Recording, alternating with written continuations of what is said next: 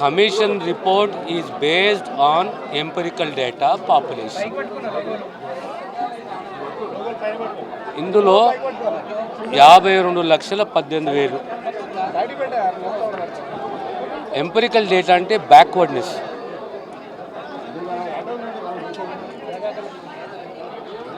59 కులాలను 33 కులాలకు as it ఈస్గా పెట్టుకుంటూ ఆ వర్గాలలో ఏడీలో జనాభా చాలా తగ్గిపోయింది.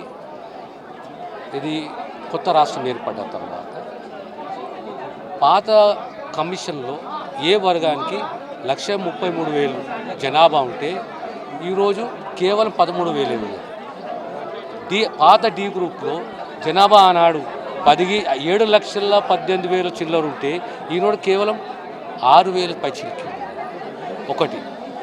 రెండవది బ్యాక్వర్డ్నెస్.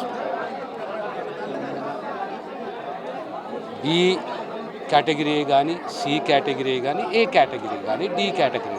ఇప్పుడు జనాభా ఏడి కేటగిరీలో తగ్గిపోయిందో తర్వాత బ్యాక్వర్డ్నెస్ని తీసుకోవాలి.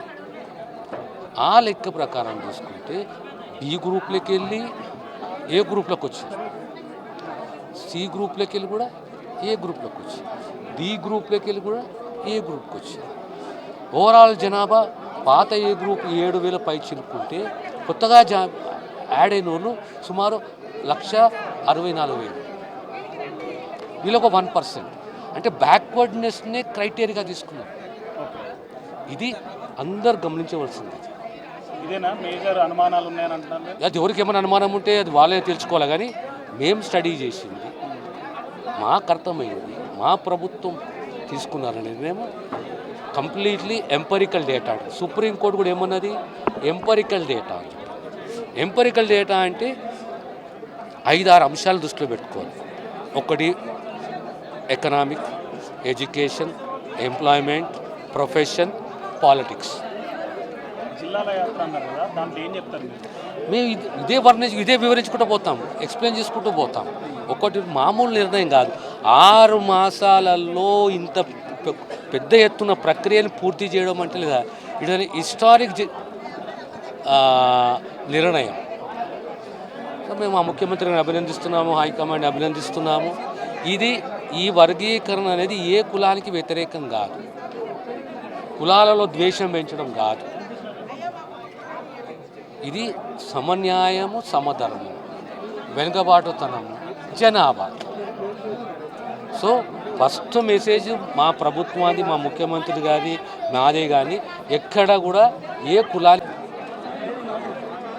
Commission report is based on empirical data population. ఇందులో 52,18,000 ఎంపిరికల్ డేటా అంటే బ్యాక్వర్డ్నెస్.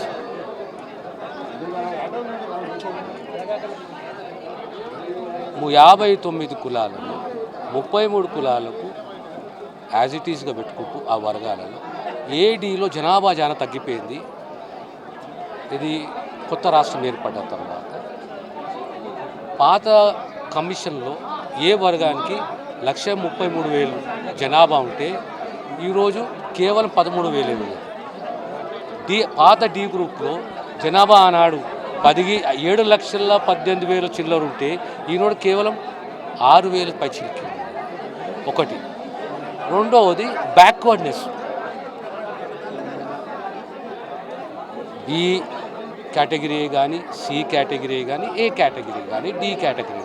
ఇప్పుడు జనాభా ఏడి కేటగిరీలో తగ్గిపోయిందో తర్వాత బ్యాక్వర్డ్నెస్ని తీసుకోవాలి. ఆ లెక్క ప్రకారం తీసుకుంటే బి గ్రూప్లోకి వెళ్ళి ఏ గ్రూప్లోకి వచ్చింది, సి గ్రూప్లోకి వెళ్ళి కూడా ఏ గ్రూప్లోకి వచ్చింది, డి గ్రూప్లోకి వెళ్ళి కూడా ఏ గ్రూప్కి వచ్చింది. ఓవరాల్ జనాభా పాత ఏ గ్రూప్ 7,000 పై చిలుకుంటే కొత్తగా యాడ్ అయిన వాళ్ళు సుమారు 1,64,000. వీళ్ళొక 1%. అంటే బ్యాక్వర్డ్నెస్నే క్రైటీరియాగా తీసుకున్నారు. ఇది అందరు గమనించవలసింది. ఇదేనా మేజర్ అనుమానాలు ఉన్నాయని అంటున్నారు? అది ఎవరికి ఏమైనా అనుమానం ఉంటే అది వాళ్ళే తెలుసుకోవాలి. కానీ మేము స్టడీ చేసింది, మాకు అర్థమైంది, మా ప్రభుత్వం తీసుకున్న నిర్ణయం కంప్లీట్లీ ఎంపరికల్ డేటా. సుప్రీంకోర్టు కూడా ఏమన్నది, ఎంపరికల్ డేటా. ఎంపరికల్ డేటా అంటే 5-6 అంశాలు దృష్టిలో పెట్టుకోవాలి. ఒకటి economic, education, employment, profession, politics. జిల్లాల యాత్ర అన్నారు కదా, దాంట్లో ఏం చెప్తారు మీరు? మేము ఇదే వివరించుకుంటూ పోతాం, ఎక్స్ప్లెయిన్ చేసుకుంటూ పోతాం. ఒకటి మామూలు నిర్ణయం కాదు. 6 మాసాలలో ఇంత పెద్ద ఎత్తున ప్రక్రియను పూర్తి చేయడం అంటే లేదా, ఇది హిస్టారిక్ నిర్ణయం. సో మేము ఆ ముఖ్యమంత్రిని అభినందిస్తున్నాము, హైకమాండ్ని అభినందిస్తున్నాము. ఈ వర్గీకరణ అనేది ఏ కులానికి వ్యతిరేకం కాదు, కులాలలో ద్వేషం పెంచడం కాదు. ఇది సమన్యాయము, సమధర్మము, వెనుకబాటుతనము, జనాభా. సో ఫస్ట్ మెసేజ్ మా ప్రభుత్వాన్ని, మా ముఖ్యమంత్రి గారి, నాదే కానీ ఎక్కడ కూడా ఏ కులానికి వ్యతిరేకం కాదు. Thank you.